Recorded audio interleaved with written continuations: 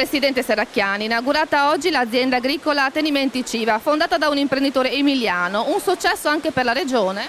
Vuol dire che attraiamo investimenti, importante perché si tratta di un produttore che ha fatto un investimento cospicuo nella nostra regione, crede nella nostra regione, crede nelle possibilità di fare impresa qui, ovviamente anche nella qualità dei nostri prodotti. Direi anche che è un imprenditore fortunato visto l'acqua che in questo momento sta scendendo. La regione dà supporto alle eccellenze e alle imprese che investono sul territorio.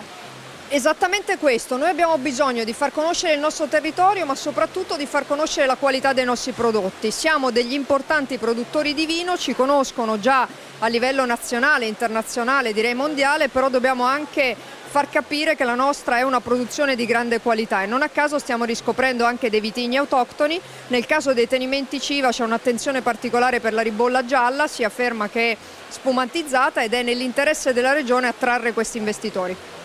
Assessore Sciaurli, un imprenditore che viene da fuori, dall'Emilia Romagna, ma è anche un imprenditore che crede nei vini del Friuli Venezia Giulia. Io credo di poter dire un imprenditore che da subito ha dimostrato di conoscere profondamente il territorio e di apprezzare in particolare i nostri vitigni autoctoni, a partire dalla ribolla gialla, su cui lui stesso ha dichiarato di voler puntare, considerandolo le bollicine nobili d'Italia. Quindi un orgoglio, io credo, per tutto il territorio, al di là dell'impegno anche economico e della fiducia che ha riposto il nostro territorio, ma anche davvero l'orgoglio perché pensa di rilanciare e di far crescere ancora i nostri vitigni più tradizionali, quelli che rappresentano la nostra identità, come dico spesso, in sintesi quelli che non possono essere replicati altrove. E il Brindisi dice così: la vita vi dà i problemi, la vite li allontana. A voi!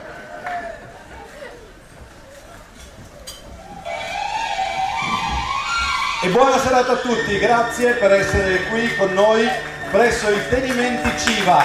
Questa è la serata di inaugurazione di un progetto visionario che porterà il nome Friuli lontano e in alto in tutto il paese e anche all'estero. Grazie a tutti.